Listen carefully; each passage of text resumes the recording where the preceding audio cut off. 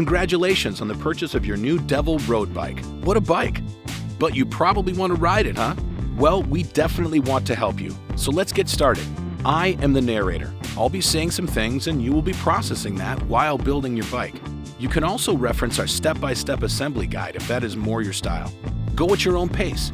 Pause, rewind, and do what's comfortable. Assembly takes roughly 45 to 60 minutes, so make sure you have enough time. Let's get to it. To assemble your bike, you will need 4, 5, and 6 mm Allen wrenches, a 15 mm pedal wrench, and a scissors.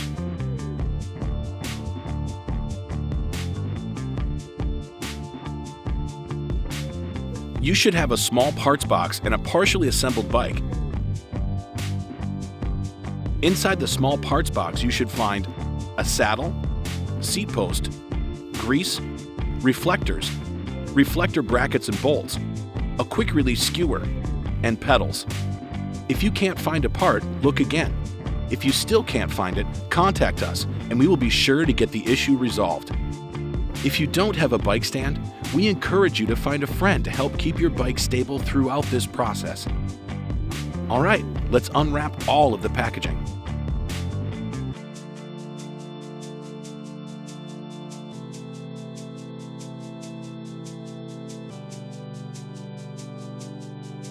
Find the direction of the arrow on the side of the tire. This will tell you which way to install.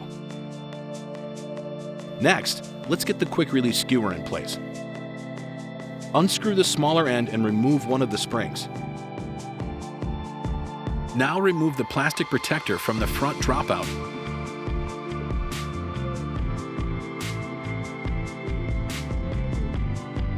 Then, with the wheel in front of you and the arrows pointing forward, insert the skewer on the left side or non-drive side. Slide the spring back on the skewer small end first and thread the skewer nut back on. Lift up the front end of your bike and slide the wheel into the fork dropouts. Double check to make sure the tire tread is facing the right way and the lever is on the left or non-drive side. All good? Great. Now tighten it up. The rule of thumb with the quick release skewer is that when the lever is flipped up, you should start to feel resistance at the halfway point. Once you have it set to the right tension, make sure that the wheel is centered in the fork. The easiest way to do this is centering the tire below the center of the fork hole. Look at you, it's almost a bike. Move the rear brake cable onto the side of the stem that is the non-drive side. Grab a 4 mm Allen wrench and remove the stem faceplate.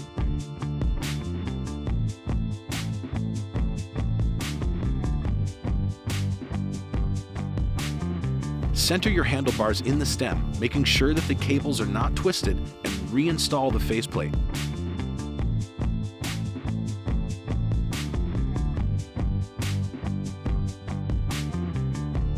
Before we move on, let's make our lives a little easier and tighten the stem pinch bolts. We'll do the fine-tuning later, so don't worry about tightening everything all the way.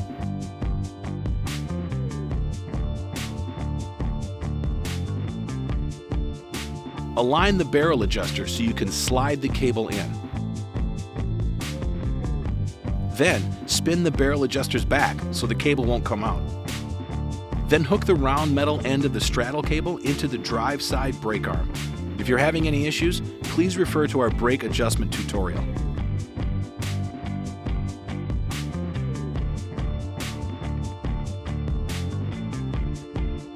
Pedals are left and right specific, so make sure you install the right pedal on the right side, the drive side, and the left on the non-drive side.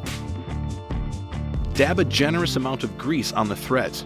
This is very important. Before you install, please note that the right pedal is reverse threaded and the left pedal is regular threaded.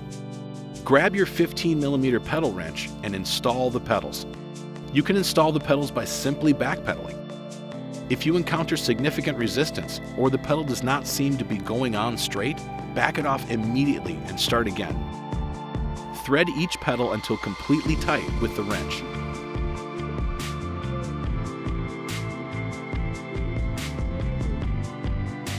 Grab the grease and put a generous dab where the seat post will go.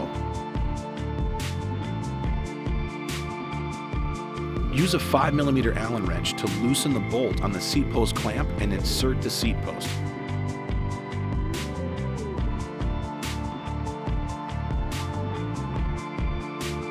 Now, grab a 6mm Allen wrench and loosen the bolt of the seat post.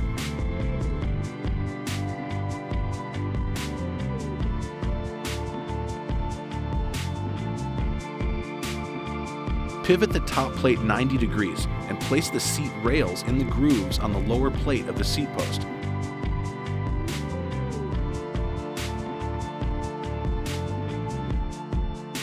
Then pivot the top plate back 90 degrees. Make sure your saddle is level and retighten the bolt.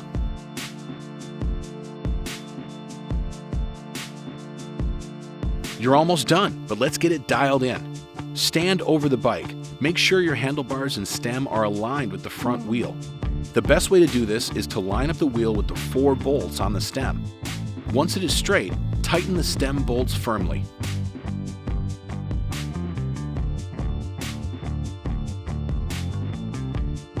To adjust the angle of the handlebars, put both hands on your grips and adjust so it is most comfortable for you. This is why we didn't tighten those 4 faceplate bolts all the way earlier. Once you're happy with it, give a quick check to make sure the bar is still centered and tighten up the faceplate.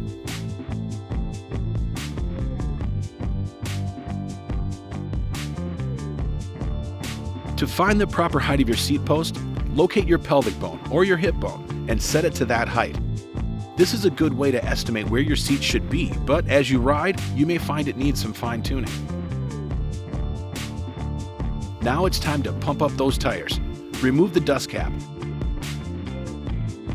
Spin the nut counterclockwise and press with your finger to break the air seal.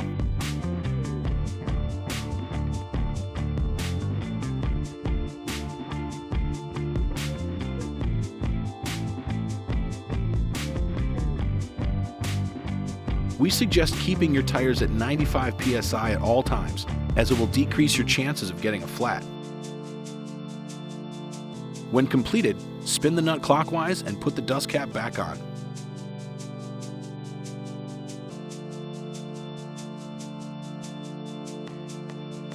Look over your bike and make sure everything is centered and aligned. Check every bolt and both pedals, ensuring everything is good and tight.